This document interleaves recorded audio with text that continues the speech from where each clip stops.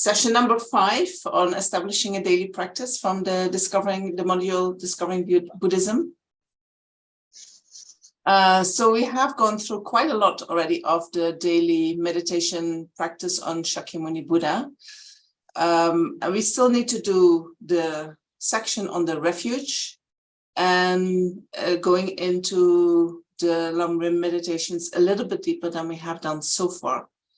So today we're going to look at going for refuge, and then next week, the last week, we will talk about the Lhundrup meditations and maybe meditation in general.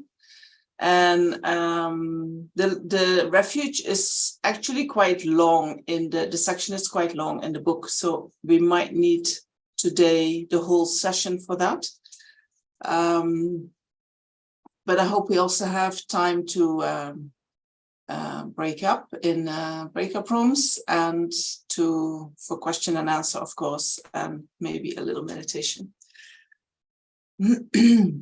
So let's first settle down for this session and set up a good motivation.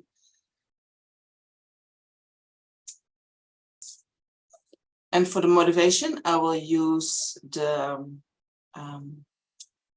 motivation of the prayer book of the daily practice as you have it.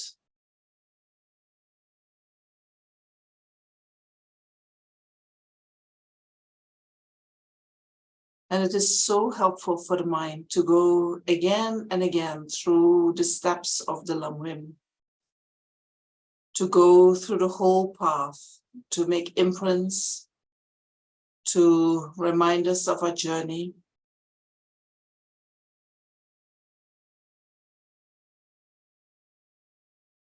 That's the best way to prepare the mind and to be successful in what we set out to do.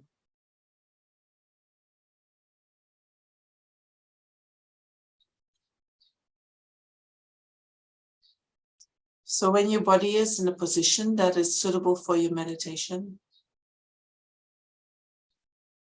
give yourself a few moments to allow the mind to rest with the body.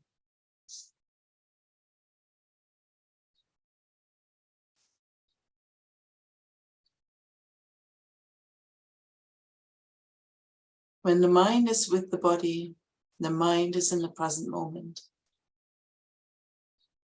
because the body is always in the present moment.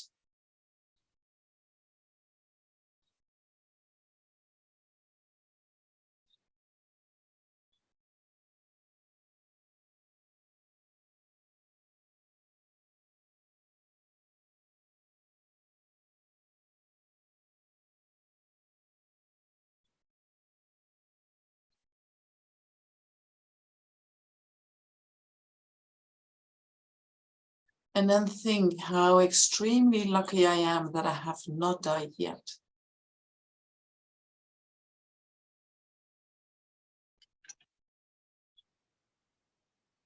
Recalling that our death is certain.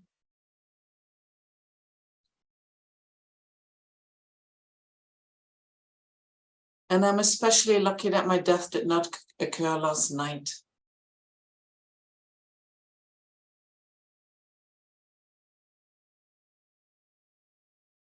Recalling that the time of death is uncertain.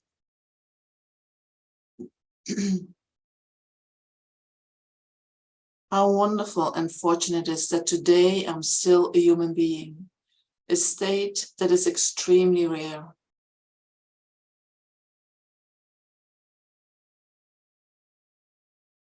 And think about all these beings in the 6 realms, especially in the lower realms in terms of numbers. The lower realms, there are many, many more sentient beings than in the human realm.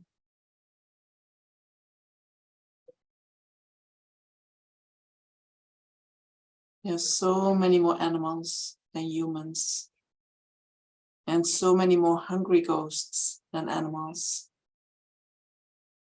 and so many more hell beings than hungry ghosts. So just being a human is already extremely rare.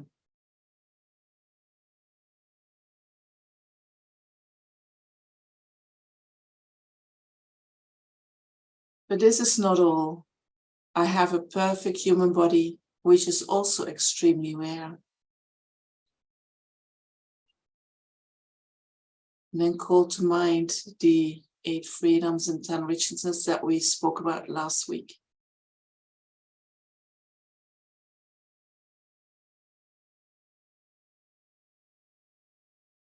And a few of them is that we have met the virtuous friend who reveals the unmistaken, complete path to enlightenment and who is extremely difficult to meet. We have met the Buddha Dharma, which is also extremely difficult to meet.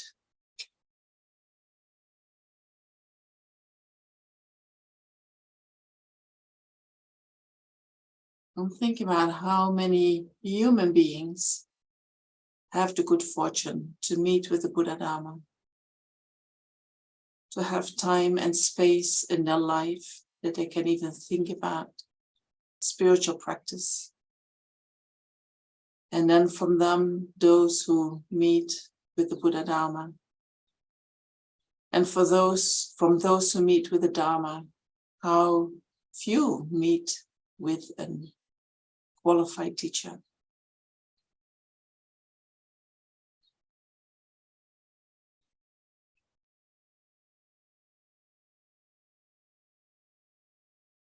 And so since we have met all these extraordinarily fortunate circumstances, we should not waste our life in any way.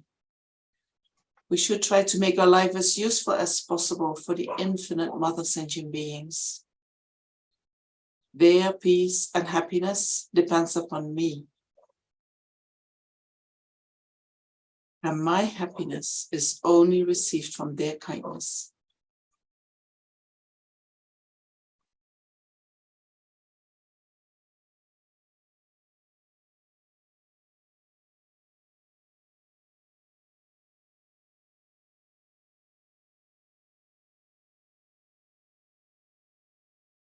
The greater use of my life to other sentient beings, the more it becomes the means to achieve success and happiness for myself. The purpose of my life is to free all sentient beings from suffering and its causes, which is negative karma and disturbing thoughts. And to lead them not only to the ultimate happiness of self-liberation, which means freedom from the suffering of samsara, but to the peerless happiness of full enlightenment as well. This is my responsibility.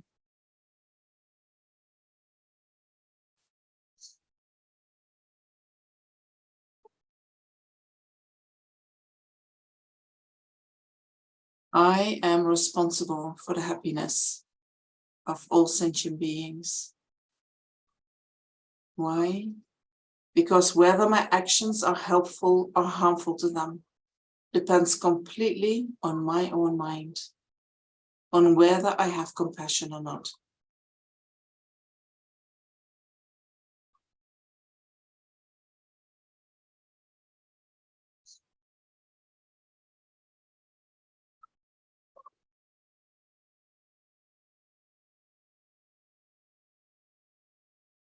By generating compassion, I immediately benefit numberless other sentient beings. At the very least, I do not harm them.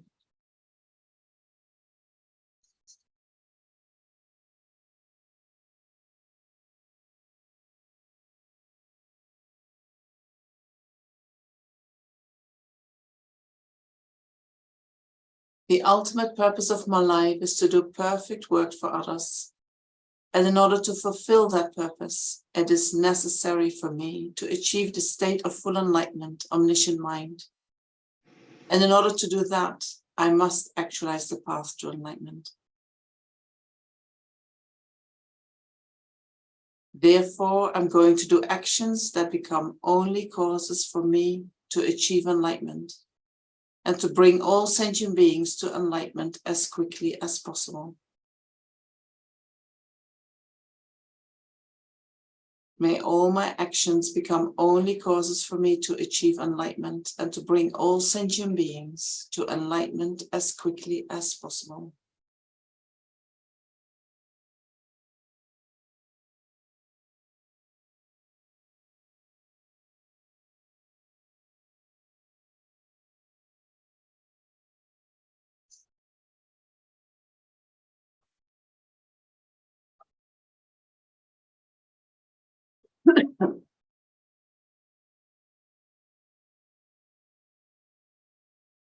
And so when we go through a big motivation like that, what we try to do is to recall as much meaning as we have, as much understanding as we have about what we are thinking. Right? It is just not just a sentence that we are thinking. It is the meaning that we have received from listening to the teachings, from reading the teachings, from our understanding. And so by recalling the meaning, we can make something move in our heart. And when we can do that, that motivation becomes real. That motivation becomes truly conjoined with our mind. Right? Then when things become difficult, or during the day, even when things do not become difficult, it is easier to recall. It will pop up because it is really conjoined with your mind.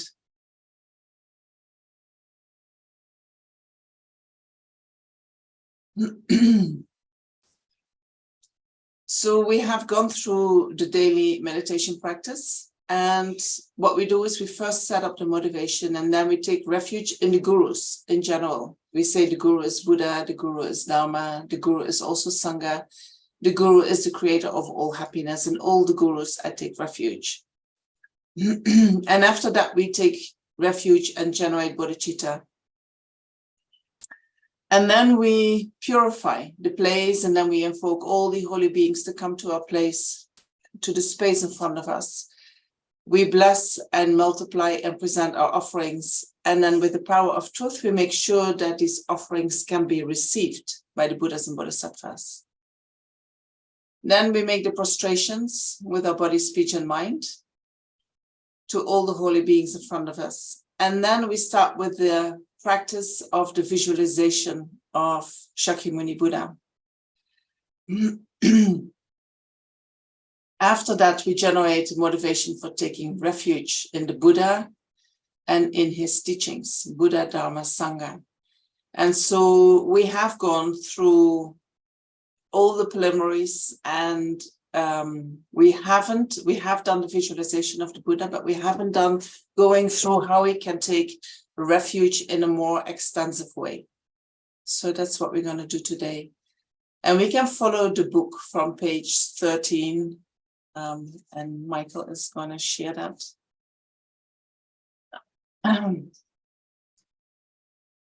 so that starts with the visualization. So we have Shakyamuni Buddha visualized in front of us. And then we visualize that around us are seated the infinite Father and Mother sentient beings. And they are completely intoxicated with the unimaginable infinite sufferings of each of the 6 realms. And you can recall sentient beings, how they suffer. They're not only suffering from the suffering of suffering, the painful experiences, but they also suffer from the suffering of change, that they are constantly looking for pleasurable experiences. And we can think about the all-pervasive suffering, the lack of freedom that we have, the lack of freedom for choosing a body, but also the lack of freedom of our actions. We think we are free human beings, but if we really investigate, we are not so free in our choices. We are not so free in what we are doing. We are impelled by our delusions, by what I like and what I don't like, by following our attachment and aversion. And so that lack of freedom, that is something that the sentient beings in all the 6 realms are suffering from. And most of the beings are suffering from the suffering of change. And then the beings in the human realm and in the lower realms, they're all suffering from the suffering of suffering. So we visualize all these beings around us, and they are wide-eyed, looking desperately for refuge and calling out. And you can imagine that you hear them screaming. They don't know what to do. They don't know how to get out of that suffering.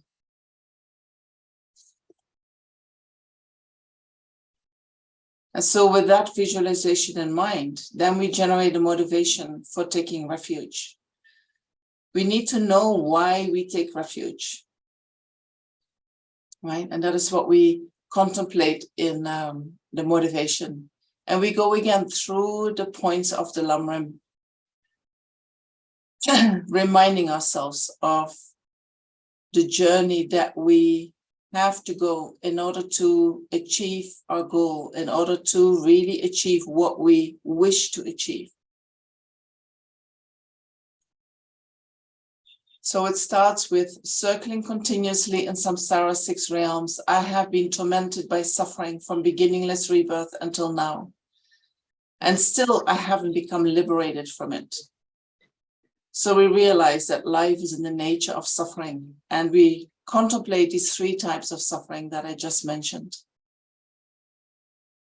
Fortunately, this time I have received a perfect human body. And because of my good fortune, I have met with the most sublime teaching, the Buddha Dharma, revealed by the teacher, Guru Shakyamuni Buddha. And so these are the point of the precious human rebirth. I have no certainty that I will not die today. My death could happen even today.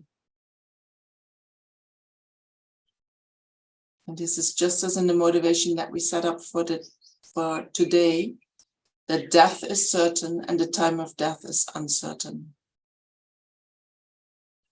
If I were to die today, I would have no freedom to choose the realm in which I am reborn. And so when we think about our own death, we can ask the question, what's going to happen after I die? And often we don't like to think about death because we think, we're not sure what is going to happen. So we might have a belief like, I think nothing is going to happen. There is nothing. You might think there is something, but I don't want to think about it. Maybe you think, everything will be fine. Once I die, at least all the suffering of this life is gone, so I will be fine. But is that coming from, I have thought about it? Or is that something of, I actually don't want to think about it? So contemplating that we are going to die and then imagining, okay, what is going to happen?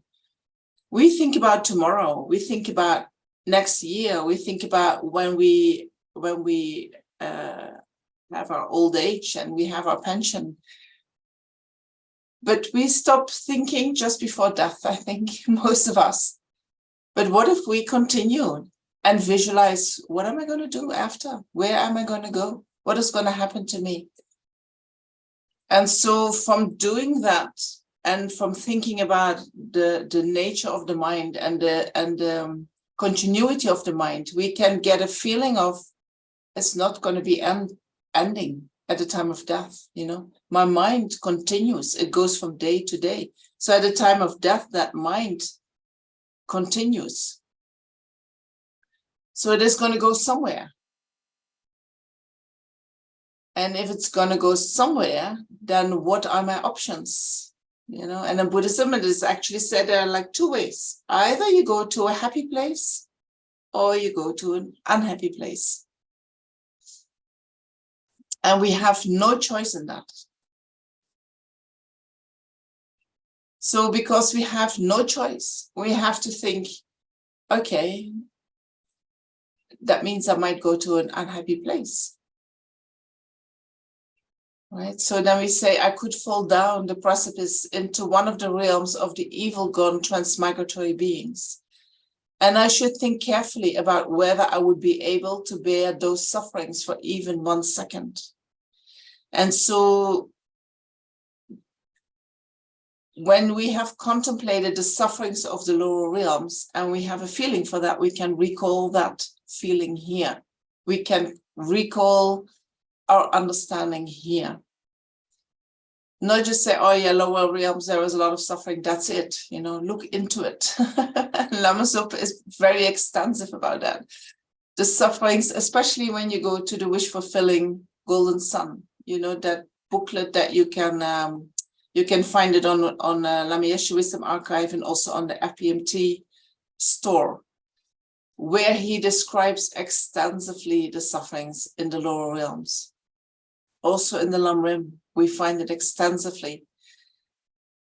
Knowing that that might be an option, that Lama Zopa says it's most likely what is going to happen to us.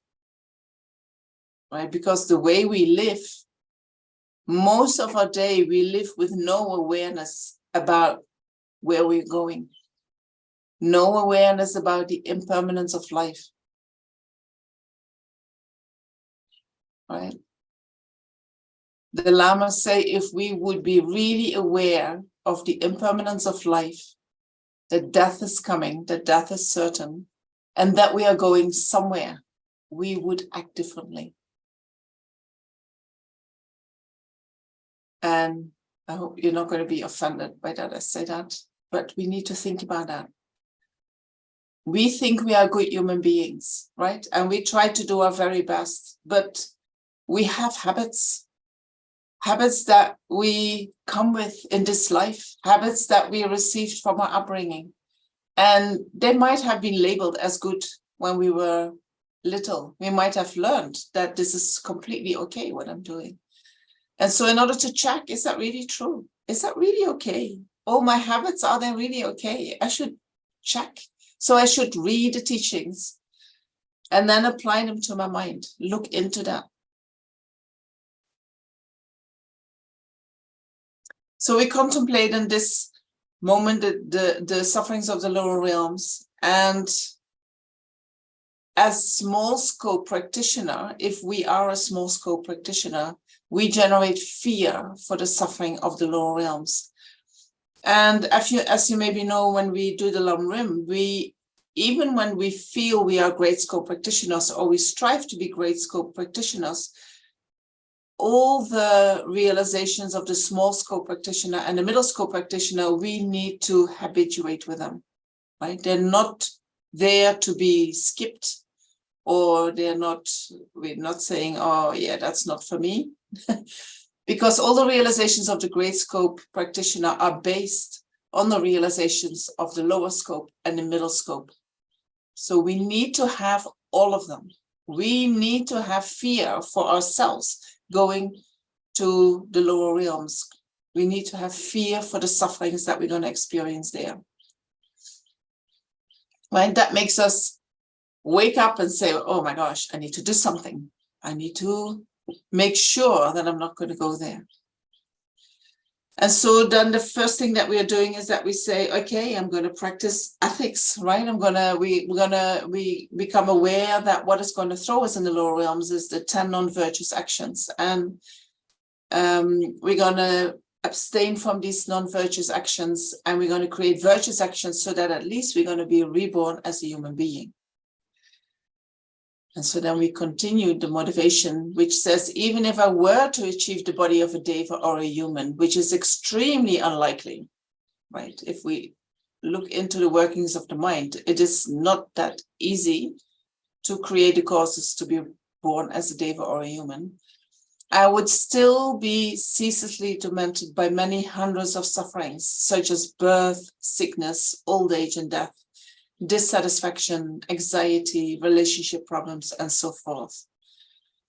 And so here we contemplate the sufferings of the higher realms, the suffering that we have as human beings, the suffering that we have even if we would be reborn in the God realms.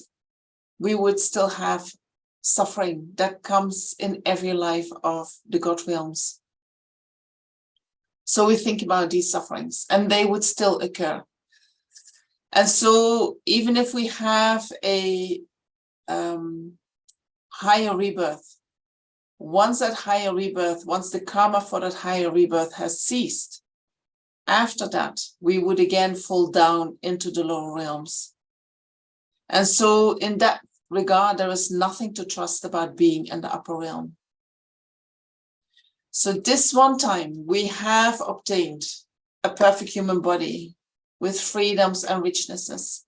And we are guided by the sublime virtuous friend who reveals the path. And we have the wisdom to discriminate between the shortcomings of samsara and the benefits of liberation. So if we have all these qualities, then we should strive to achieve a liberation from samsara. And so that is the motivation of the medium scope practitioner. He generates fear for the sufferings of samsara and says, I want to get out of this. I want to be liberated from this. And then as the great scope practitioner, we say, yet to liberate only myself from samsara, that is not sufficient. That is not the meaning of my life. Numberless sentient beings equaling the limitless sky are wandering in the suffering states of samsara. And they all have been my mother and have been so kind to me. Therefore, I must liberate them and lead them to the peerless happiness of enlightenment. And so that is this great scroll practitioner generating fear for the suffering of all sentient beings. Okay, now I can stop sharing for a little bit. Michael. So the mind of refuge arises as a result of two causes. One is fear. Fear for future suffering that we will certainly experience due to their own negative karma and due to our own negative karma. The other quality that helps us is faith. Faith that the object of refuge, which are Guru, Buddha, Dharma, Sangha, that they have the power to protect us from the fear of suffering. And that they can help us to protect us from the consequences of our negative actions. So in terms of fear, I just mentioned it when we went through the motivation. There are 3 types of fear. The small scope practitioner has fear for the sufferings of the lower realms. On this basis, the medium scope practitioner generates fear for the suffering of samsara. And on that basis, the great scope practitioner generates fear for the suffering of all sentient beings, which includes the fear for the sufferings of samsara. Right? Sufferings of sentient beings is not just the suffering of sentient beings. It is also the suffering of pain and especially the all-pervasive suffering. So when we are great scope practitioner and we have some understanding about samsara, we have some understanding about about emptiness, which means the possibility to become free from samsara, then when we look at sentient beings, we can see their suffering in terms of their lack of freedom. We are impelled to do things. We are doing things automatically. If we don't bring mindfulness to our daily activities, 90% of the time we are not mindful. We run on automatic pilot, right? Which means that we run on emotional energy, right? And we follow what I like. We don't follow what I don't like. We try to be separated from what I don't like. That is an automatic reaction that happens when we are not mindful. True? Are you aware of that? Good. I find that one of the most shocking things every time to hear.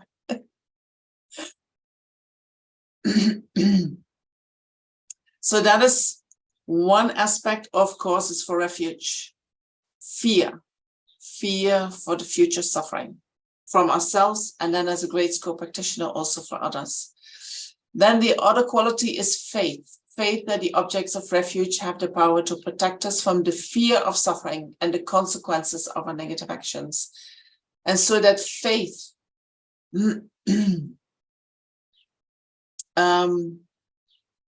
faith comes from contemplating the good qualities of the objects. Faith and refuge comes from contemplating the good qualities of the objects of refuge.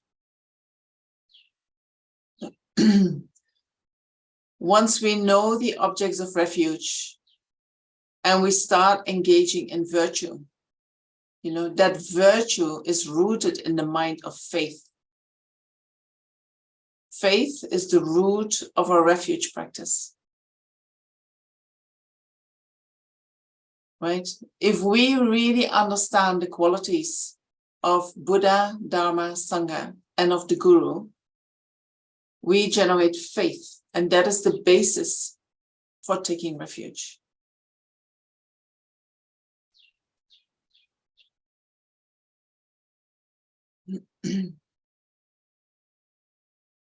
So then we can read the last little bit of the motivation of the daily practice.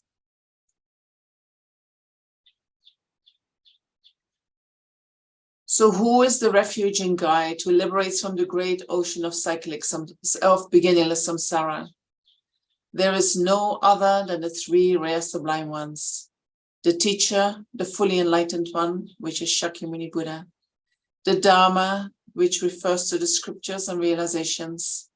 And the Sangha, which is the supreme assembly. Therefore, together, I and each and every one of the transmigratory beings equaling the sky take refuge in the Guru, three rare sublime ones. So our Guru represents these three objects of refuge: the Buddha, Dharma, and the Sangha.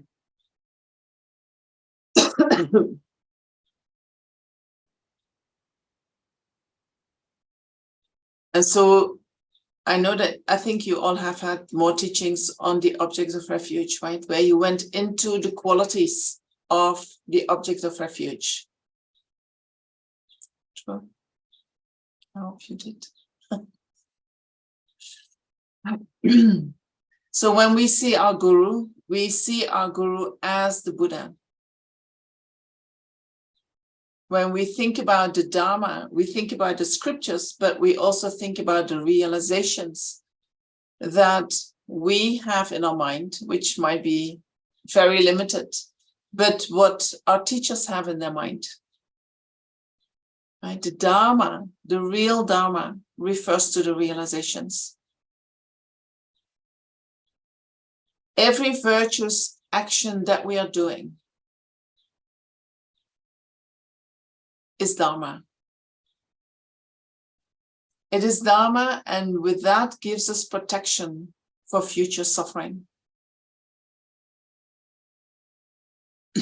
When we generate positive actions, we create the causes for happiness in our mind.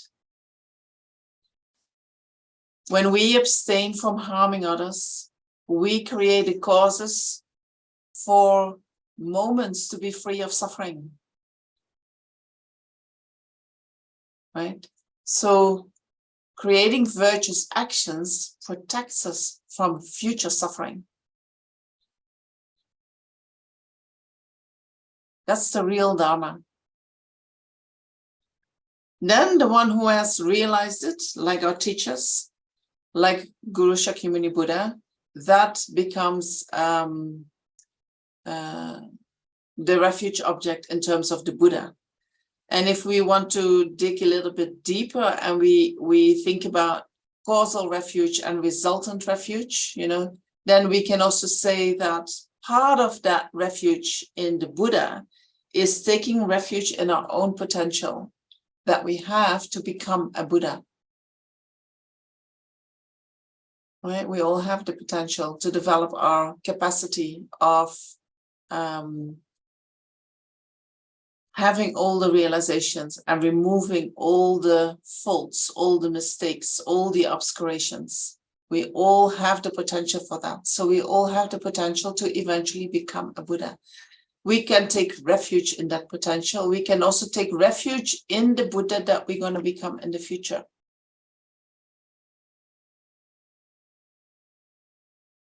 Right? That's called resultant refuge. Causal refuge is that I take refuge in those who already have realized that potential. And if I see my guru as the Buddha, I can take refuge in my guru as being the Buddha. And I can also take refuge in the historical Buddha. I can also take refuge in all those Buddhas that I know that are around me that I cannot see, but I know there are many, many beings that are fully realized. That is called causal refuge.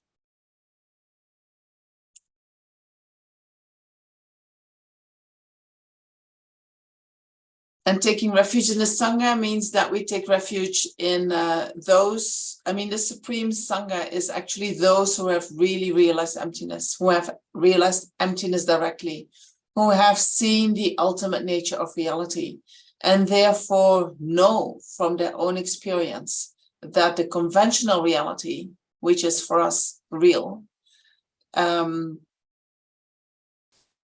conventional reality is illusionary. That doesn't exist in the way it appears to us, that it doesn't exist truly. Right? That is our true Sangha refuge. And we hope, or we wish, or we look for a teacher who has this realization, so that when we take refuge in that teacher, we can sincerely feel he is the Supreme Sangha refuge. I know he knows reality. I know he can teach me the way how to get out of my own deluded mind, how I can get out of my own deceptive mind, this appearance of true existence. He or she knows how to show me the way out of that, so that I can realize the ultimate nature of reality, so that I can see things as they truly are.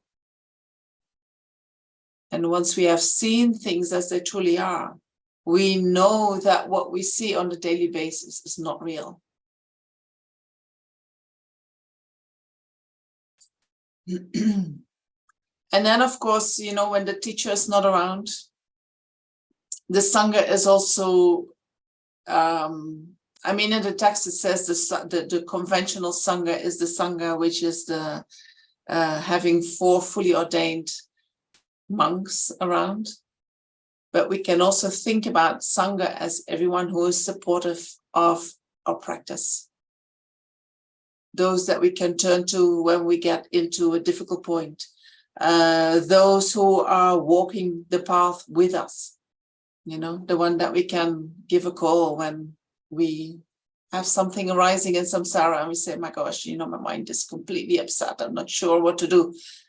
And then that person not just saying, oh, poor you, but that person saying, actually giving you some reminder of what you can practice with your mind.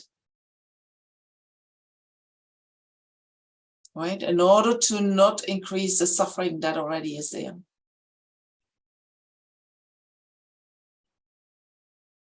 So knowing the objects of refuge is very important.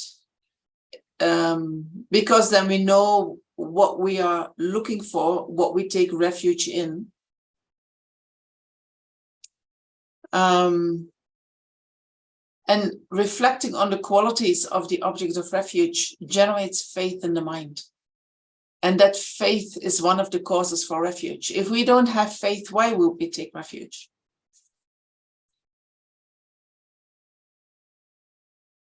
Right? There must be a reason that we, when there is a problem or when we have difficulties arising, that we say, hey, I go to my teacher and I ask his or her advice.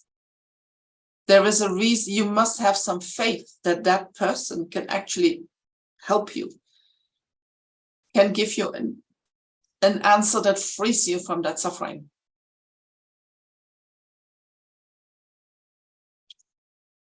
right? And when we look into the Lhundrup text, any Lhundrup text, you can read so much on the qualities of the objects of refuge. And so if you have not studied the module of discovering Buddhism on the object of refuge, then I would recommend that you read the Lhundrup text on that.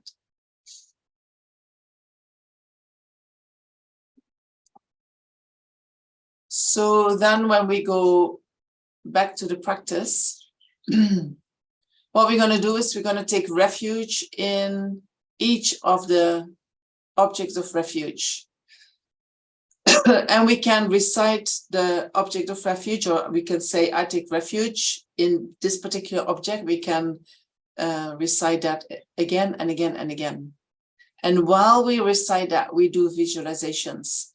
Visualizations to purify the negative karma that we have created in relation to the object of refuge. And then we visualize receiving qualities from these objects of refuge. Right? So when we go through it, we say, I take refuge in the gurus, I take refuge in the Buddha, I take refuge in the Dharma, I take refuge in the Sangha. We can choose whether we're going to say that in English or whether we say that in Sanskrit. So in Sanskrit, it is Namo Guru Bhye, Namo Buddhaya, Namo Dhammaya, Namo Sanghaya. And you would have to jump, but I just tell you, and we go slowly one by one through it. Just go back to the beginning. Yeah, Namo Guru Bhye. Very good. So with each object of refuge, we're going to purify negative karma. We're going to increase the qualities. And then we come under the guidance of that particular object of refuge. When we purify the negative karma, we actually call the mind to mind all the negative actions that we have done. Also the negative actions that we do not remember, right? In this life, we might be very respectful, but, and we can actually be sure that we have created any negative action that can be created.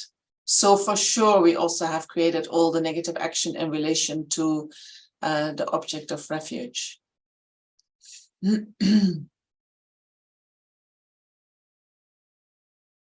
So we start with taking refuge in the Guru, and we visualize the Guru in front of us. And we visualize that 5 colored beams of light, which are white, yellow, blue, green, and red. These 5 colors, they come from the body of the Buddha. White is the strongest color. And so they are emitted from the body of, it says, Guru Shakyamuni Buddha. So we visualize the Guru in the aspect of Shakyamuni Buddha.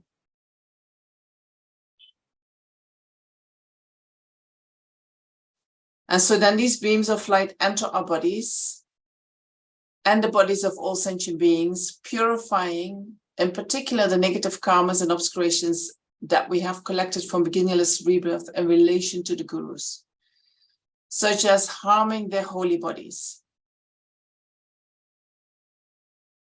disregarding their advice. And when you go through them, you think about it, harming their holy bodies. And you think, oh, no, I never did that, But if you think about different times, on this planet, there were times that it was very natural, very, not natural, but people had a habit to be more violent or to have weapons or to, and even we might have been in the army and we don't know who is across of us. There might have been a Buddha, there might have been a guru, and we didn't recognize him. We think about disregarding their advice. You go for advice to the teacher. And disregarding means that you think, oh, no, I'm not going to do that. Saying, I can't do that today, but I will try to do tomorrow. That is postponing, but it's not completely disregarding. But saying, I'm not going to do that. I think it's not useful for me to do that. That is disregarding advice. That is a negative action. Disturbing the holy mind. Generating non-devotional thoughts about them. We might be angry with certain advice that we receive. We might be angry with, Lama Zopa is very good in that. He triggers the ego, right? I had a good fortune to see him a few weeks ago, and he said to me, "Where are you from?" As if he has no idea who I am.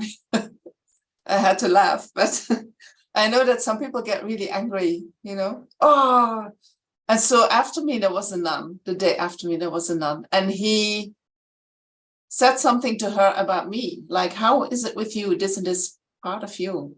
And she was like, oh, he doesn't even know me. And I think he does it on purpose to check our ego, So then we might become angry, like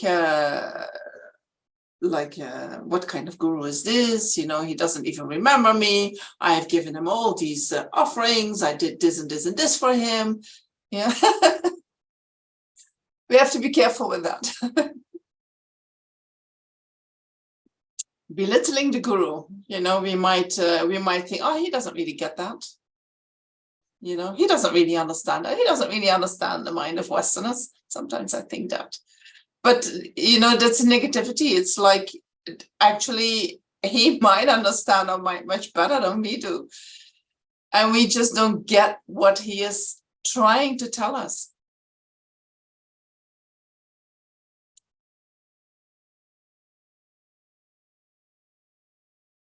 Or we might think, oh, he doesn't understand me properly, One time he said to me, I had just arrived back from Holland I just tell you the story because it's so funny. I had just arrived back with a new visa. And I arrived in Delhi, and the next day Lama Zopa arrived. I was like, oh my gosh, what is this? And then he said to me, oh, you're here. And I said, yes, I just come back with a new visa from Holland. And he said, oh, are you going to Holland? And I said, no, I just come back from Holland. He said, are you going to Holland? And he repeated that 3-4 times. And I kept correcting him. No. And later I thought, I see mistakes in the guru. I think he cannot hear me. But maybe he heard me perfectly. Right? So we have to be very careful with that, how we think about it. And so then criticizing the guru,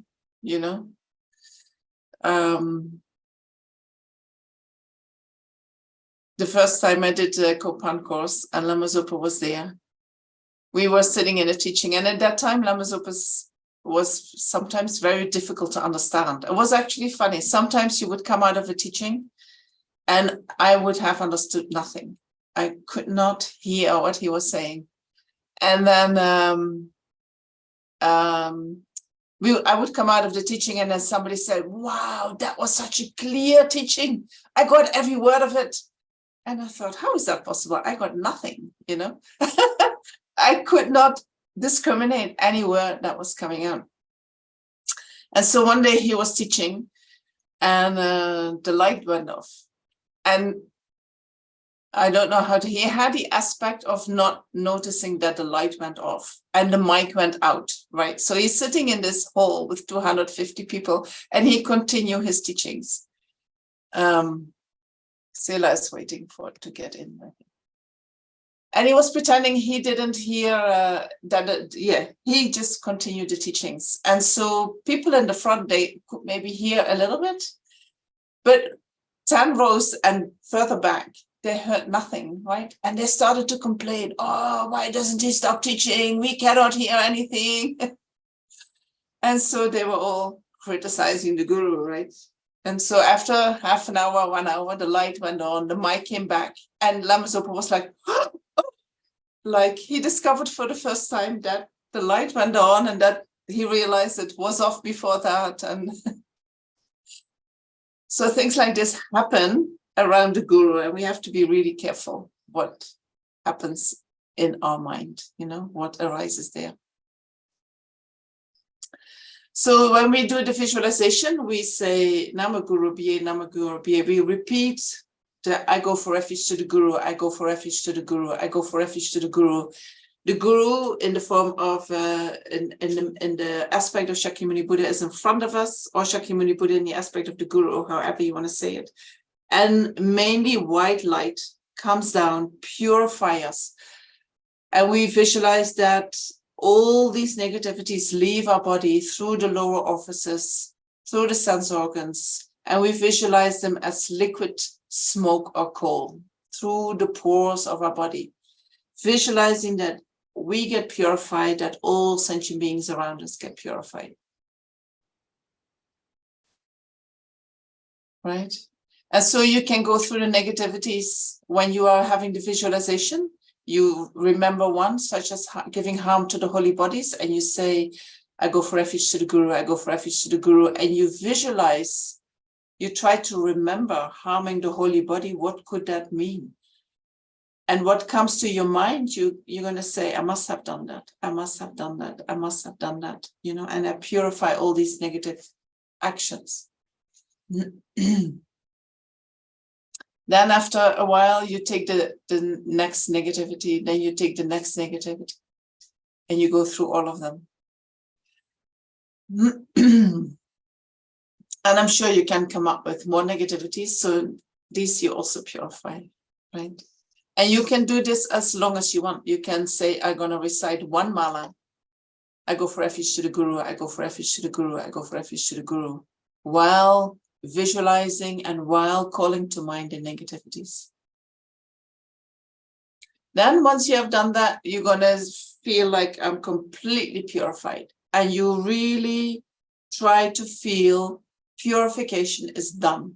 Negativities have been purified. They cannot produce any result anymore. Right? We believe, it's very strange. We believe somehow that we are very good human beings, but then at the same time, we believe when we purify, it's not really purified. Right? We somehow believe that just goodness cannot happen to us.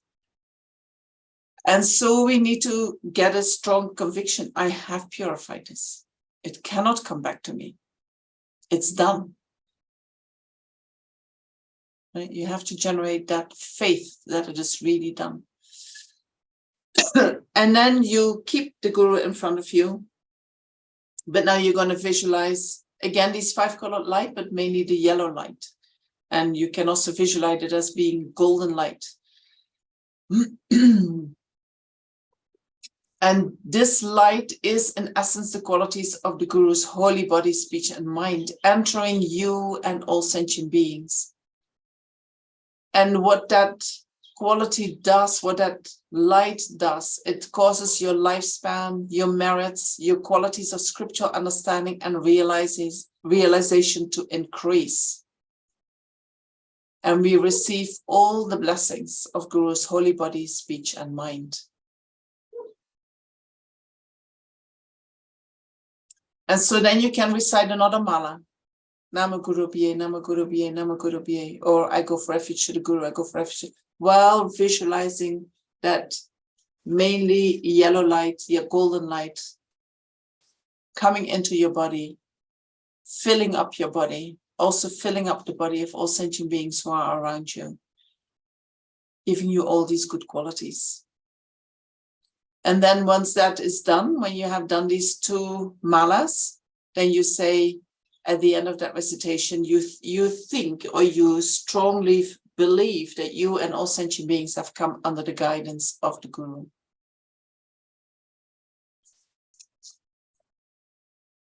So that is Namaguru Bhye. So when you go a little bit up, Michael, with the text, so I'm not making up what I'm saying, right? It is all written here. So this purifying negative karma, then increasing the qualities. And then if you go a little bit further, it says coming under the guidance. And then we go to the next one. Unless somebody has a question now. about the first visualization. Let's see what is there in the chat. Oh, yeah.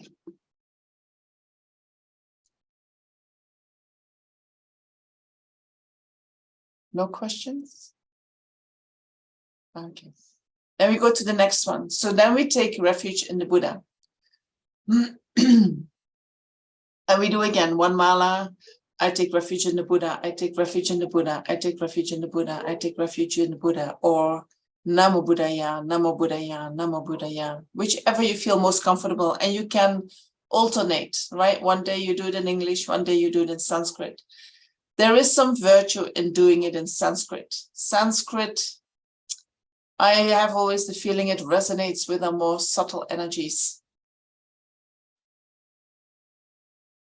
You know, but English resonates more with the coarse mind, right? The mind that we identify most with in this life.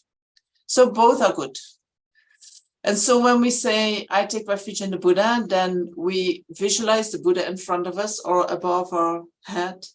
And we visualize again that 5 colored beams of light, with white being the strongest, are emitted from Guru Shakyamuni Buddha, entering our body and the bodies of all sentient beings, purifying in particular the negative karmas and obscurations collected from beginningless rebirth in relation to all the Buddhas, such as causing a Buddha to bleed, right? This is one of the 5 heinous crimes, drawing blood from the Buddha. So we might say, oh, I never did that, you know. But according to the text, we can be sure that we have done things like this in the past.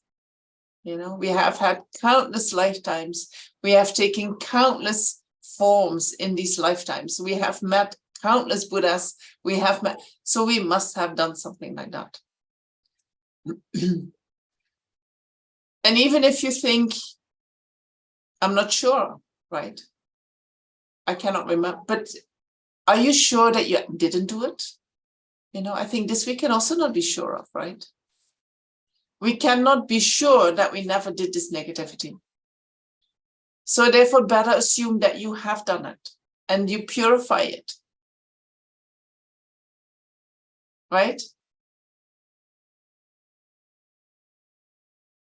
Some people say, oh no, I would never do this. Well, you have done it. You cannot be sure that you have never done negativity. True? You need to think about that. If you say, I've never done that, you cannot purify these negative actions. And if you say, I have never done that, how far can you look back in the past? You know, maybe you have even done it in this life and you just can't remember. We can say, I cannot remember that I've done them. Yeah, for sure. But we cannot be sure that we didn't do it. So better we accept, like, maybe I've done it. Probably I've done it. Most likely I've done it. For sure I've done it. Whichever one you want to go. And you purify. In case you have done it, you purify.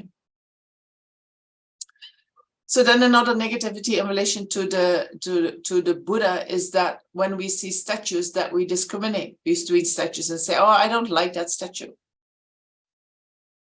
Right? You can say, I don't like the art of that statue.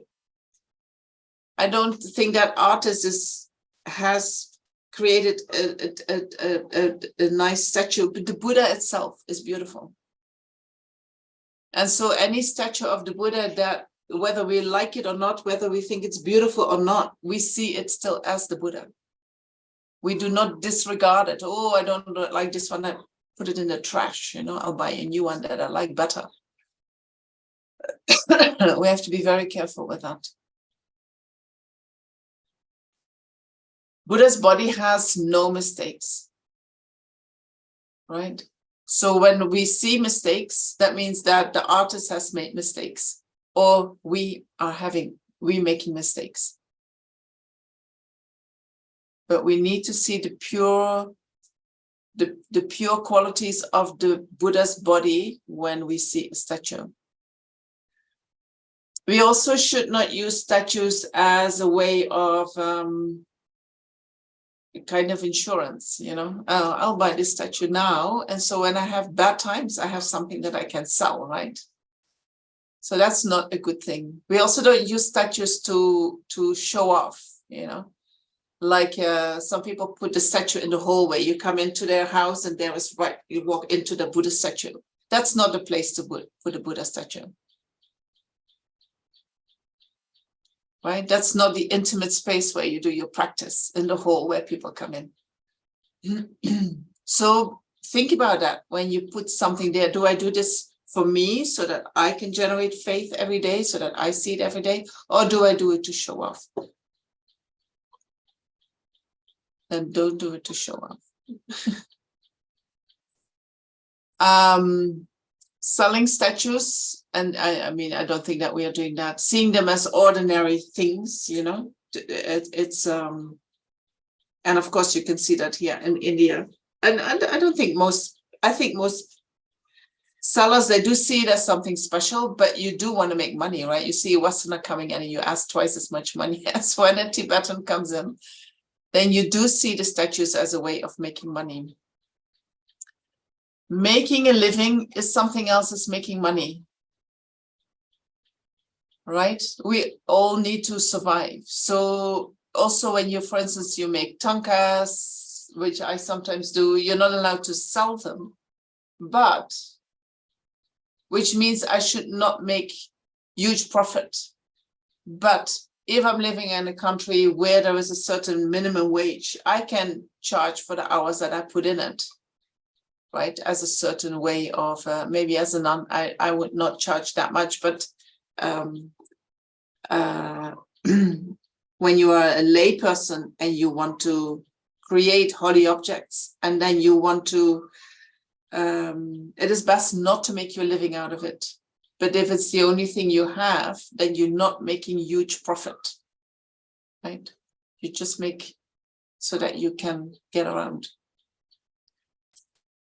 And then destroying holy objects. I'm not sure if I say this 100% right.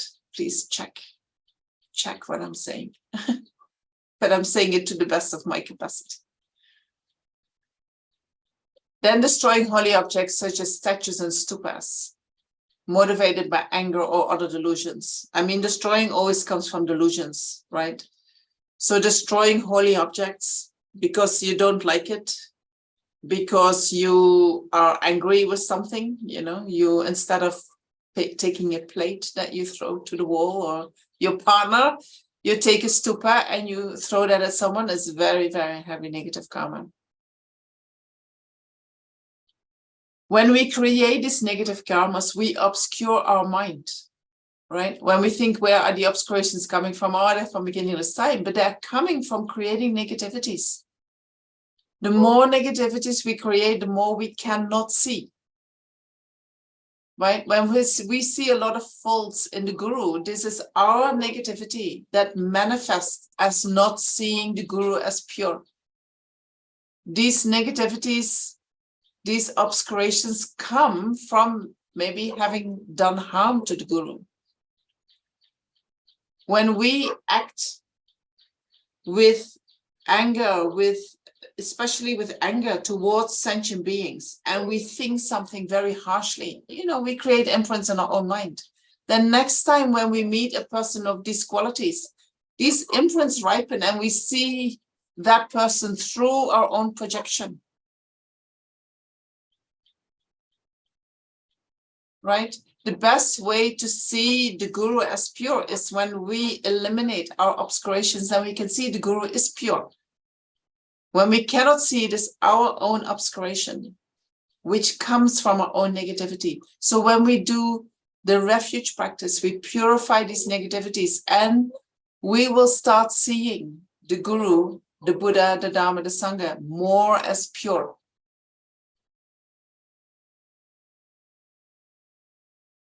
Right? That is the goal of our practice. So the visualization is with every object of refuge the same. We visualize the object of refuge above our head or in front of us. We visualize the light coming, and with the purification, it is the white light. And we visualize that all our negativities are coming out through our orifices, lower orifices, through our sense organs, through the pores of our body, and they come out in the form of liquid smoke or soot or coal. And then at the end, you visualize that you and all sentient beings are completely purified. So you do a whole mala, Namo Guru Bye, Namo Buddhaya, I'm sorry, we are doing the Buddha. I take refuge in the Buddha. And then while you continue your second mala, you visualize that the light changes in color. You can visualize that the 5 colors are coming towards you, but now mainly the yellow one, or you change it into golden. And this golden light gives you all the qualities of the Buddha. Buddha has a certain set of qualities which he doesn't share with other sentient beings, such as the 10 powers, the 4 fearlessnesses, and the 18, what is called unmixed qualities of the Buddha. But the Buddha has also qualities that are in common with bodhisattvas or with arhats, so you can also visualize these qualities coming towards you. Until you are completely filled or until you have finished your mala, and then you think, me and all sentient beings have come under the guidance of the Buddha. And you feel it in your heart. Then we go to the Dharma, taking refuge in the Dharma. Namo Dharmaya, Namo Dharmaya, Namo Dharmaya. Or I take refuge in the Dharma, I take refuge in the Dharma, I take refuge in the Dharma. And then again, you visualize the Dharma. You can visualize the Dharma in the form of scriptures. You can also visualize the Dharma in the form of the realizations of your self in the future, or of your guru, or of the Buddha, right? It says here, it comes from Shakyamuni Buddha. So you visualize Guru Shakyamuni Buddha, and then all the realizations come towards you. First, you purify the negative karma, all the negative karmas and obscurations that we have collected from beginningless rebirth in relation to the Dharma, such as abandoning the holy Dharma, disrespecting Buddha scriptures, selling scriptures, and using the money from selling scriptures for your own enjoyment. And that is similar as what we said with respect to the Buddha and the Guru.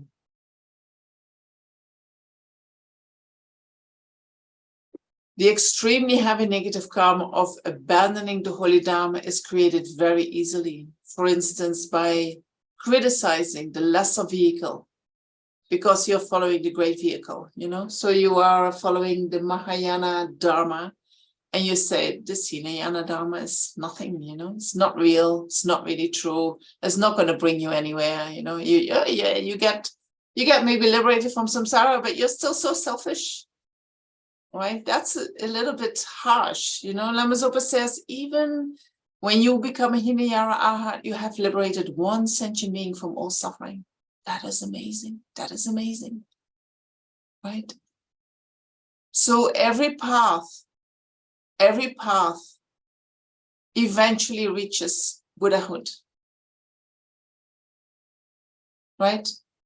If we follow the scriptures, then it says that, there is a lot of debate about this in the different tenet schools, but eventually it is said that everyone has to become a Buddha. Your job is not done when you are an Arhat.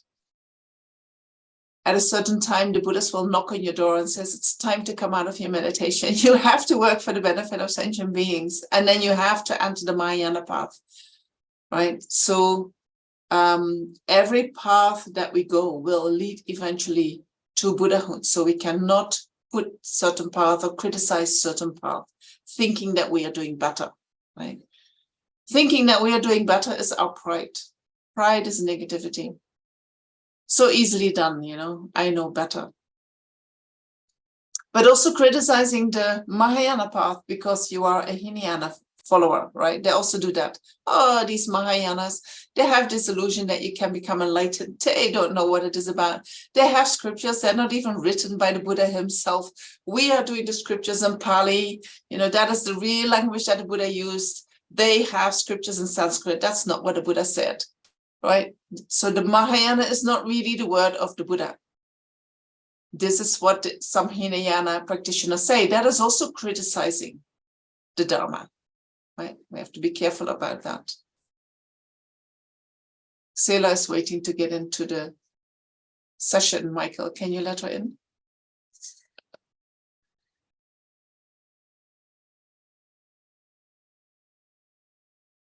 Let her in then. We also have Sutra and Tantra practitioners, right? And then there are the Sutra practitioners. They say, oh, these Tantric practitioners, they're just about sex, and that's not really the words of the Buddha. And the Tantric practitioners, they say about the Sutra practitioners, oh, they will never become enlightened because they're not really practicing, what is needed to become enlightened. And then within the classes of Tantra, you can say, oh, you're just doing the lower Tantras, I'm doing the higher Tantras, right? We can criticize in that way. Or we can criticize anyone from any other tradition.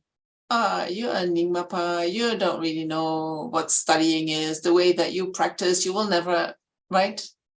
There are these tendencies, and we can hear sometimes practitioners talk about others like that. This is all criticizing the Dharma. Dharma means protecting the mind. Dharma means doing activities that protect the mind.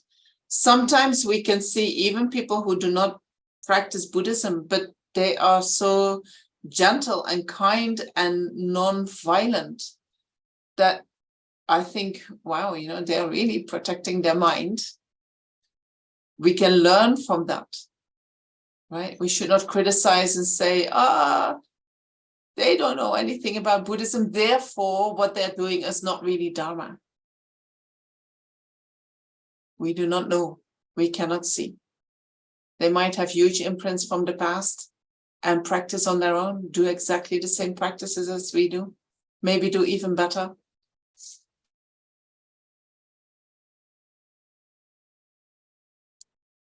So then we can also think about disrespecting Buddha's scriptures, whether we do that mentally or whether we do that physically, such as walking over them, right? When we are on the Gompa, we have to be so careful not to put things on the ground. When we are at home, don't put the scriptures on the ground. And then because you walk and you think, oh, I'll just step over that, right? Then you create negativities.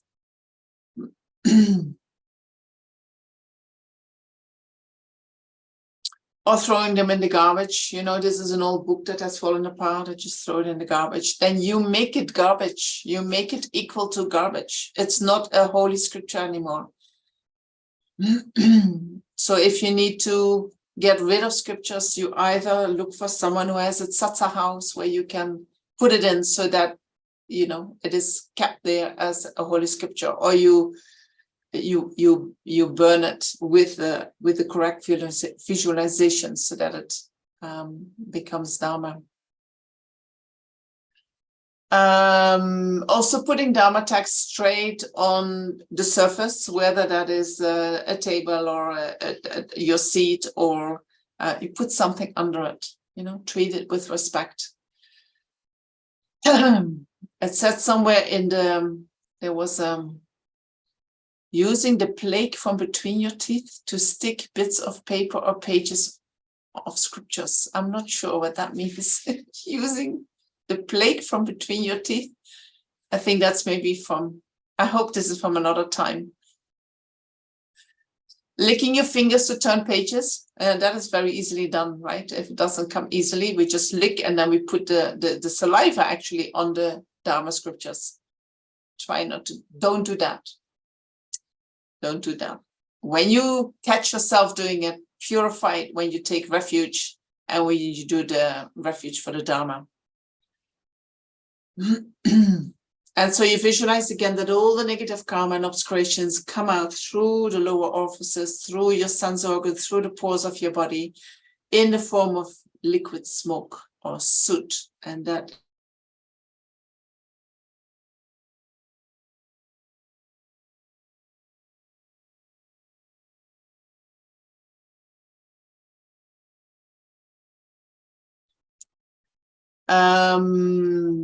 and when you receive the Dharma, you visualize that you receive the true cessation of suffering and the true path, which is the wisdom directly realizing emptiness. Right? That is the ultimate Dharma that we want to achieve. Ultimate Dharma being the ultimate realization that we want to achieve in our mind, which is gonna eliminate all suffering. Right? Dharma is what eliminates suffering. So virtuous actions eliminate suffering, but not completely. Right? The imprints are still there. The chance that the next moment an unhappiness experience comes due to ripening of karma is still there. But once we realize emptiness directly, then the suffering gets completely eliminated from our mind stream in a way that it can never come back. So when we have that realization of emptiness, we say that we have a true cessation of suffering. One layer of suffering is completely eliminated from the mind, never ever to come back. Right? And the one that is doing that is the wisdom realizing emptiness directly. So that is what we visualize that we receive. Right? We all have the potential to develop these realizations. So we can also visualize that we have realized these realizations, that we have actualized these realizations. And once you have done your recitations, you visualize again that, or you think that you and all sentient beings have come under the guidance of the Dharma.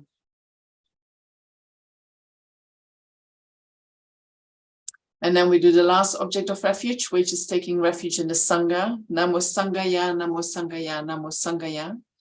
I take refuge in the Sangha, I take refuge in the Sangha, I take refuge in the Sangha. And we keep repeating that a whole mala while visualizing 5 color beams of light, with white being the strongest, being emitted from Guru Shakyamuni Buddha, entering your body and the bodies of all sentient beings, purifying in particular the negative karmas and obscurations collected from beginningless time in relation to the Sangha.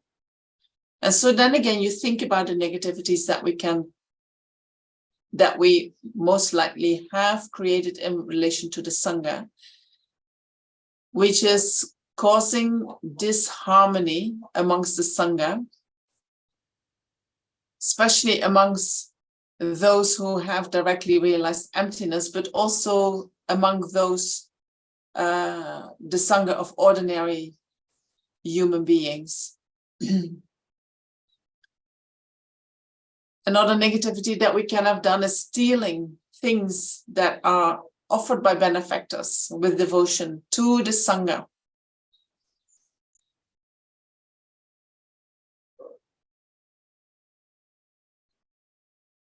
And so you can do that as a Sangha member, right? If you take things that have been offered to the collective and you take them for yourself. But you can also do that as a lay person, that, somebody offers something for the Sangha and you think, oh, that looks good, I'll try a little bit. And then, oh, that was for the Sangha, that wasn't for me. Or you think, but I'm Sangha too. I'm lay Sangha, I'm Sangha too. So you have to be careful with what is offered to a particular group of people. You need to respect that it was offered to them.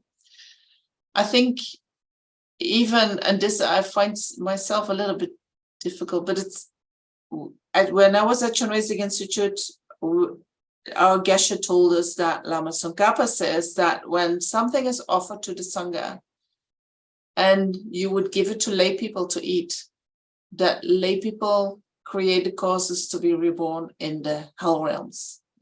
Very He was like, you never give that to lay people, because it's like you burn them. It's not, it might look like something nice to eat, but it's not.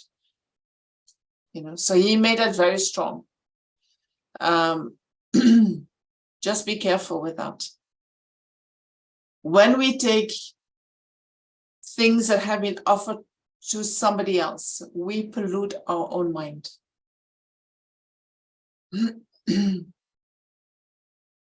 So if people, and this is also when you are a layperson, if people help you with donations and in order to practice the Dharma, and then you say, I'm just going to hang out.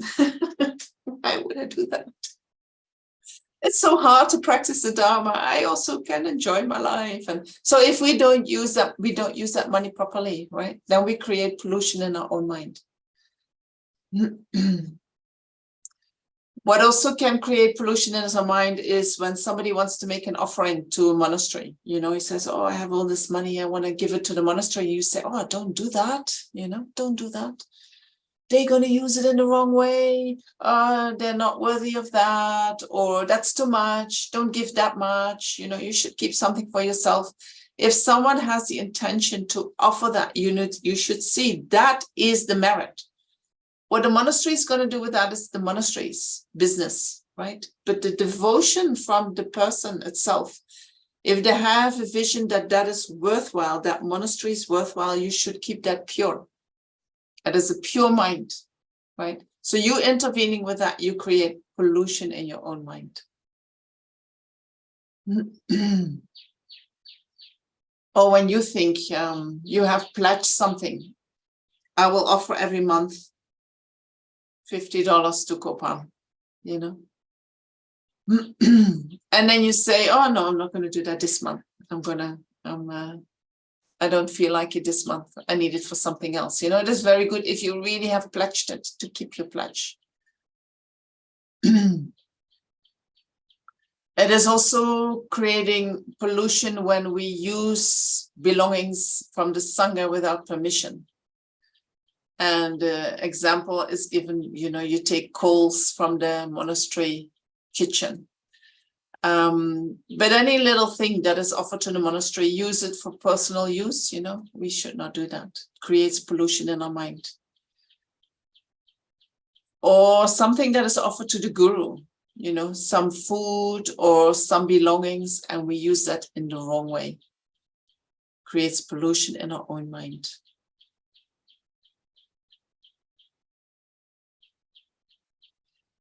What also causes pollution in our mind is when we criticize the Sangha.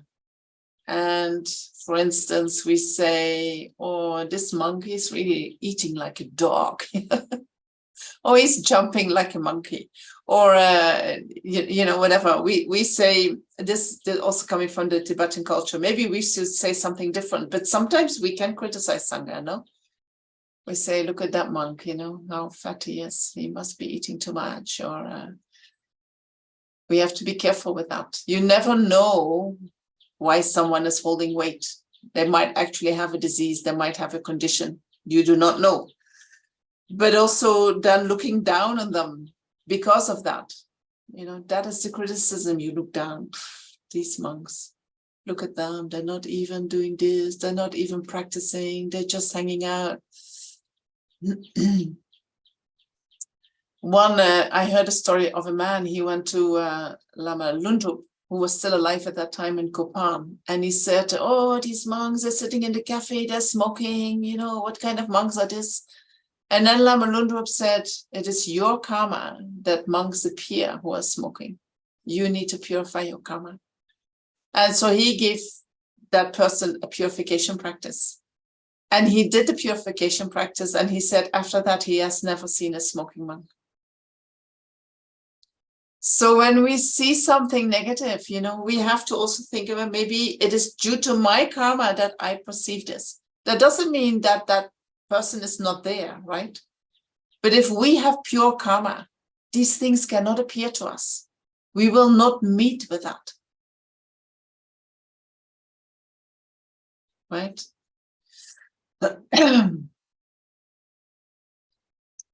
And then we also can have commitments to Dharma protectors. For instance, we when you do highest yoga tantra, you offer toma every night, a little toma every night. And if you don't do that, you create negative karma towards in relation to the Sangha.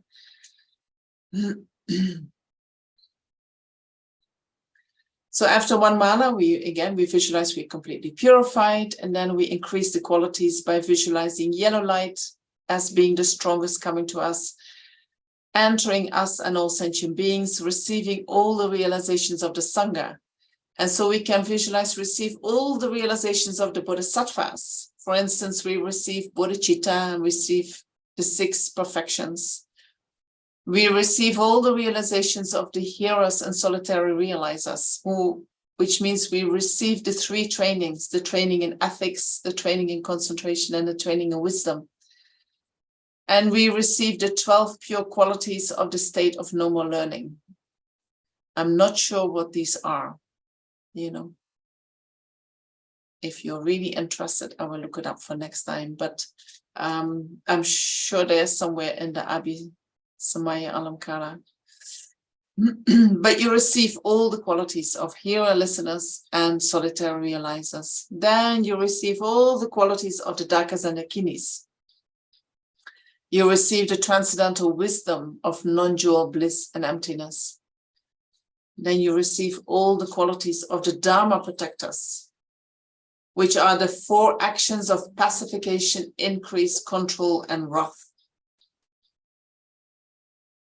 And once you have received all these qualities, then you think, I and all sentient beings have come under the protection of the Sangha, or under the guidance of the Sangha.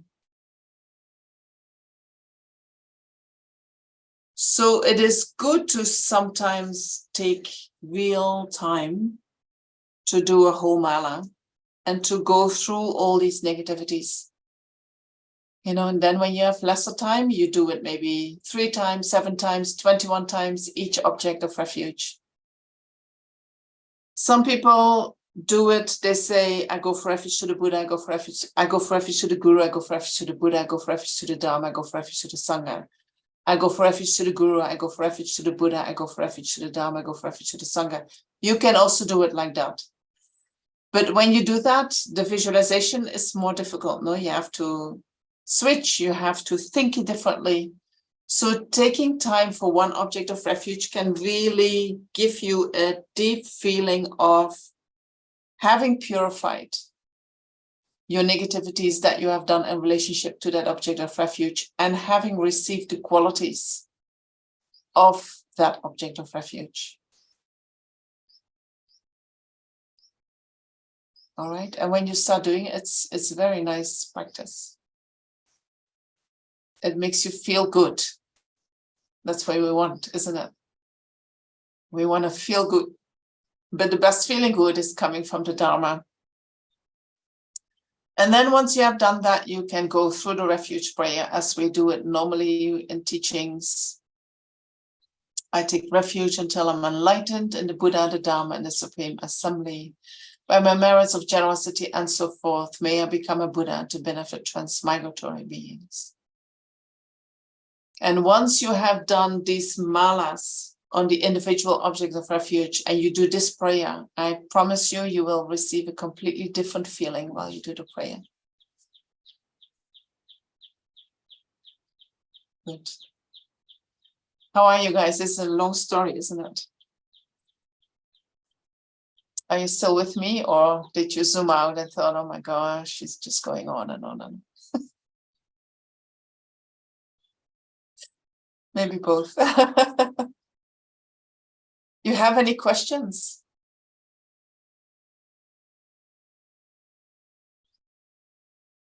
Kodo. Could you go over the lights again, the colors, and do I do one color at a time, or do I see the different colors coming in the different places? Oh, no, not that difficult. So it says in the visualization that the 5 colors of light come from the object of visualization from Guru Shakyamuni Buddha. when you do the purification practice, you take white as the strongest color. And when you do increasing of qualities, you do yellow as the strongest color. So the 5 colors are white, yellow, green, blue, and red. Right? If we look at the prayer flags, we always see these 5 colors coming back. If it is too difficult to visualize like that, just when you do the purification, visualize just white light. Right? And if you are a beginner, maybe you want to start with that. And when the increase of qualities, when you are doing the increasing of qualities, visualize the yellow color or make it gold. Right? But if you like it, 5 color beams coming, then you do the 5 colors. Okay? Good. Anyone else?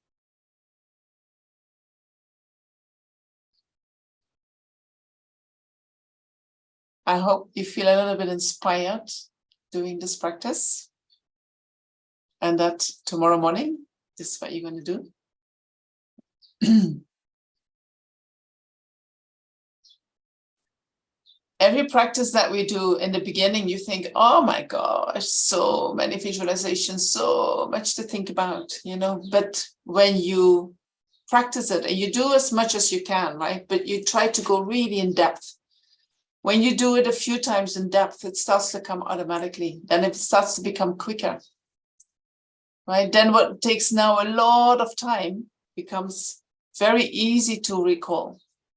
Then it takes less time to get the same nourishment in your mind.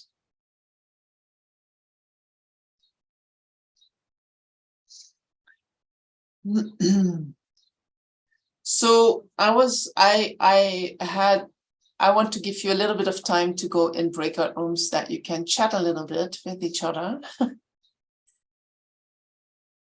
But you only have, so that would be two groups of, maybe one of 2 and one of 3, if you join, Michael. Or you can do one big group. What do you think? One group of 5. Up to you, Michael. And I would like you to talk about what is the meaning of taking refuge for you. What do the objects of refuge represent for you? And do you feel that you can rely upon them? Do you really have a feeling, or do you have trouble with that? Do you feel like, I'm not sure about this? Right? Because sometimes we have doubts, or we have, certain feelings, or and we think, oh, this is a little bit weird, I won't talk about it. But when we talk about it, we actually discover we are not the only one. Right? And sometimes when we talk about these things, we can get inspired by other people. How do you do that? Yes, so what is the meaning of taking refuge for you? What do the objects of refuge represent for you? And do you feel that you can rely upon them? And we can take 10 minutes for that. Okay, Michael? Great. Anyone wants to share something? Well, I have a question, because the last thing we were just talking about is, we were talking about what is my refuge and what is my true refuge, right? Is my true refuge in the sufferings of the world, or is my true refuge not what is the true refuge?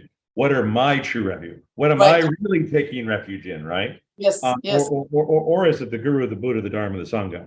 Right. And I was saying that for the last 8 weeks, I've really been doing a lot of intensive work. And then this weekend, it's not that I didn't do anything, but I just said, I got to step away, and I need some time to not do that. And yes. I'm struggling with the fact, and I wasn't struggling until we started talking. But the question is if the Guru and the Buddha and the Dharma and the Sangha are really my true refuge, and I really was taking refuge in them, would I really need a break from that? And I'm struggling with that. So there is when we practice perseverance, I think it is under the practice of perseverance, there is one quality that we also need to practice, which is that we know when to stop and take a break. That's part of the practice, right? When we're pushing too hard, we are creating lung disturbances in the mind. And we're starting to create resistance, like, it's enough. I had enough. I need to have a break, right? So then you have a break in order to digest what you have been doing before that, so that you, after a couple of days, can continue your practice. Is that how you take a break, Michael? Well, I mean, I didn't run out and do all kinds of things that I wasn't supposed to do. I mean, but you needed a break, right? You needed to get out of that system that you had put yourself, or the practice that you had put yourself in it, and something in you said, enough. I have to get out. Right? Yeah, exactly. And again, I did some things over the weekend, and then right away today, I mean, I jumped right back in because I felt like, oh, great. I've been able to kind of stop, yes, to think, to digest, to yes, figure out, yes, and now I'm ready to go back in. yes. And so when you feel that you need to take a break, you can do that with a Dharma refuge, and you can say, if I would continue now, I would just create so much resistance to the Dharma. I would create disturbances in my mind. I do not want to do that. I'm going to take a break, so that I can come back in a couple of days with a fresh mind, with fresh energy, so that it can continue my progress and my practice. Right? You're not taking a break because you want to get rid of your refuge. You take a break so that you can cope with what you are transforming in your mind. Right? That's something different. So what is the real refuge for many sentient beings? You know, it's where do I think I'm going to find freedom from suffering? Because that is what refuge is about. I'm going to go to the cafe and hang out with my friends. I'm going to go and do some sport. I'm going to watch Netflix tonight. This is the refuge that ordinary beings have.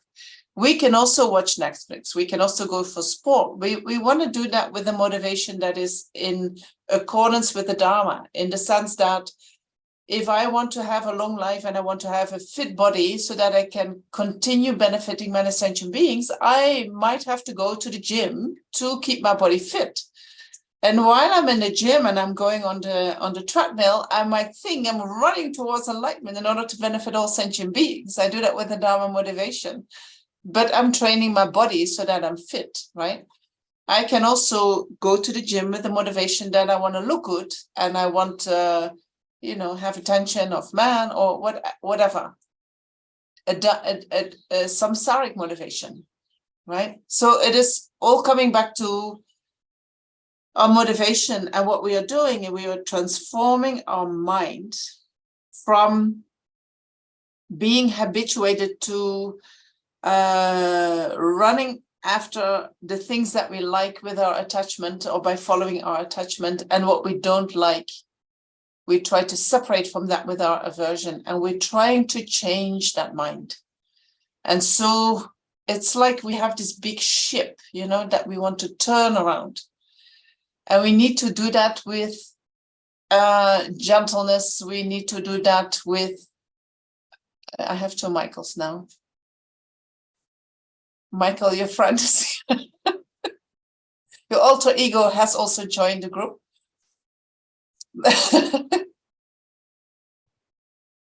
That's the one who was distracting himself this weekend.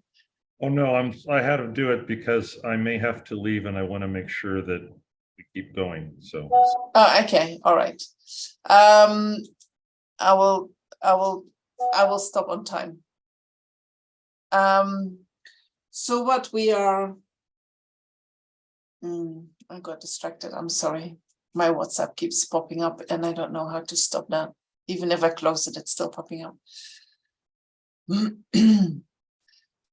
So whatever activity we're doing, we shouldn't judge it on just the activity itself. We also have to think about our motivation. And so we can use any activity to practice Dharma. And sometimes taking a break, we do that so that we can come back in a better way to the practice of Dharma. That is actually part of the practice of perseverance. You know, the perfection of perseverance, part of that is knowing when to take a break. Okay, Michael, does that make you feel good? You were actually practicing perseverance when you took that break. Yes, and yes, but I guess the question is do I get to the place at some point where my refuge is so complete that I don't need to have that break?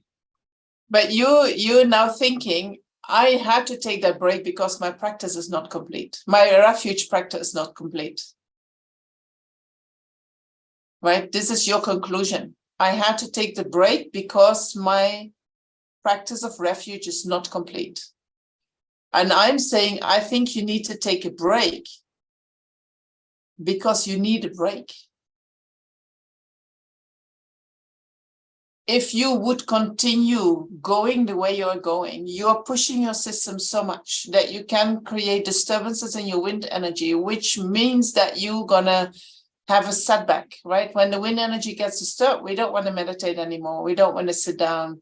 We have this resistance to engaging in the Dharma. You prevent yourself from going there, right?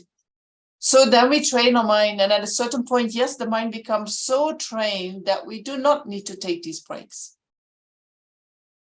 But don't think, oh, now I'm not good enough, therefore I need to take a break, right? Or my practice is not complete, therefore I need. We are all beginners. We are all training, right? Going every day to the gym is not healthy. You go 2 days and then you have a break, or you go 1 day and then you have 2 days break,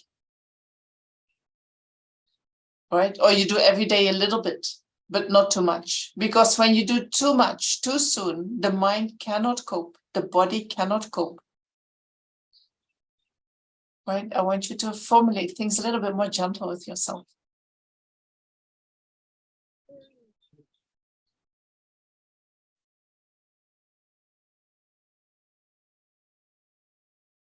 I hear what you're saying. Okay. And certainly it is a reminder to me that I am not where I want to be, that I am a sentient being, not a Buddha or a Bodhisattva. Yes. Or hot. You are right? an aspiring Bodhisattva. I am all those things, but I have not taken the realization that my Buddha nature is now there. No. I'm aspiring to those things. If you thought that, please come down that horse. No, I never thought that. I never thought that. You know, sometimes we have days that we maybe have aspects that we think, oh, wow, you know, I can do all this. And then we collapse, right? And then we think, oh, maybe that just means that we're not that stable yet in that realization. We need more conditions to stabilize that. Right? These conditions can be on any level, not just up here, you know, not just in the heart. It's like we need all the chakras to be developed in order to support the realizations. So sometimes going out and mowing the grass might be very good to stimulate your first chakra, so that whatever you have learned in class with your brain and has sit down a little bit to your heart actually gets into your lower chakras, right? We do not.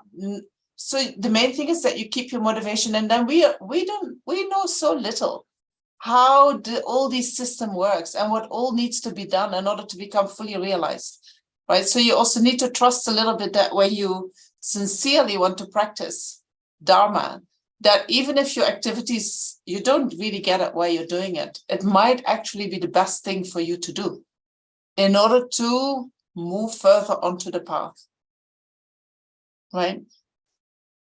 So although you might not be as far as you thought you were, your body might be doing things that you don't really get, but they're actually very, very beneficial to support your path.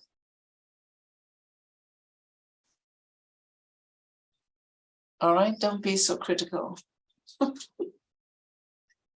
Give yourself a little bit more, we are very critical as Westerners. We have this idea, if I just do this and this, everything is going to be all right, but it is not that linear. Realizing is not just up here. It's also not just up here. The whole body needs to be involved in the realization. And that takes time. It's like growing a tree. We can't make the tree grow, right? We just need to keep giving it water, what it needs. We need to, and sometimes it doesn't need water, right? We give it too much water. Sometimes it doesn't need that much sun, right? It's not, when we give it more, it's going to be better. It's not like that. We have to feel what is right for today. And sometimes it's a little bit, and sometimes it's nothing, and sometimes it's a lot. Okay? And then the tree will grow naturally. So who of you guys want to go to the practice, the Vajrasattva practice? You, Barbara?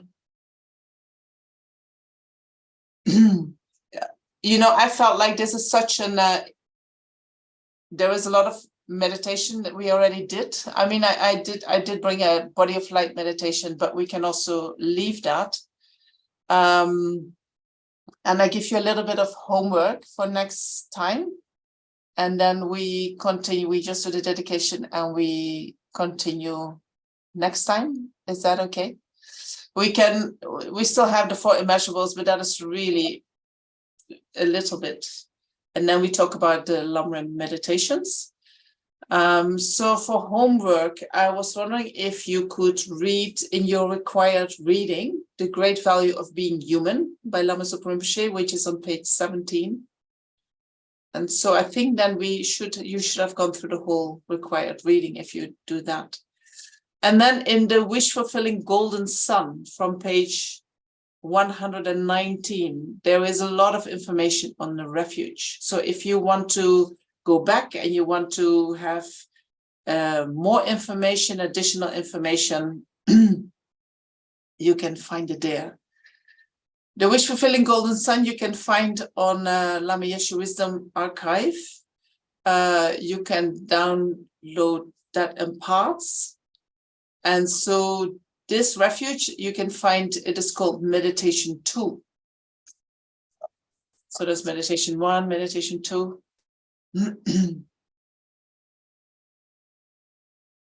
All right.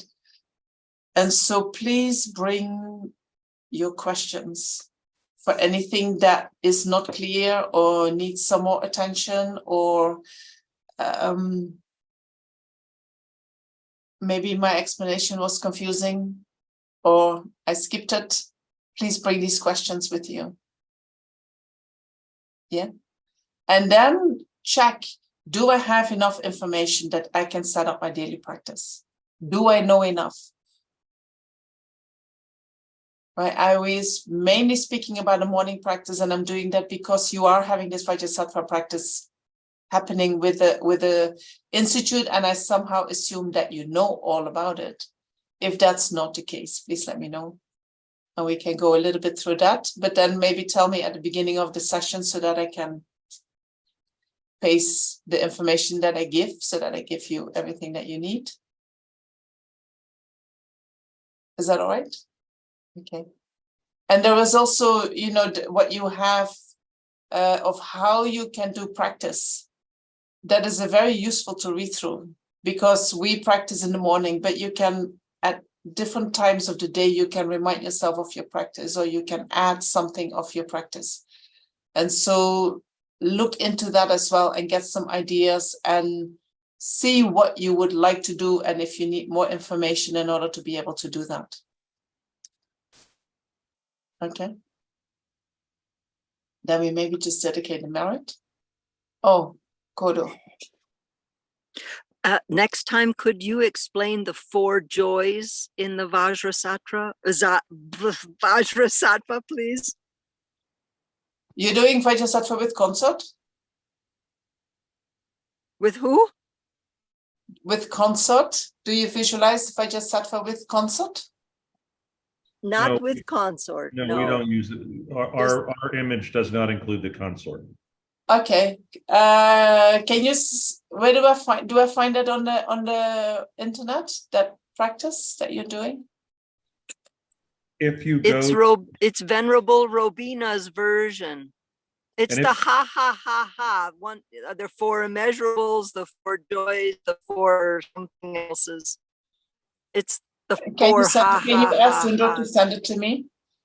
Michael, can you ask Lhundrup to send it to me? I'll find it and send it to you. Okay, wonderful. Thank you. Thank you. Thank you so much for being here and for all your patience and listening and persevering and your presence.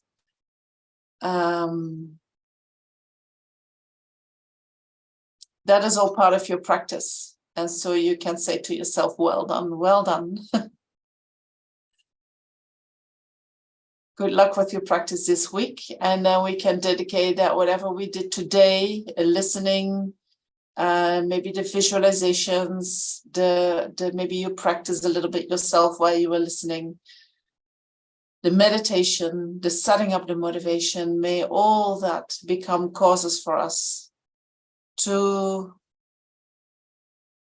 purify all our negativities, to develop all our qualities so that we can be as to the greatest benefit of all sentient beings as quickly as possible. You all have a great week.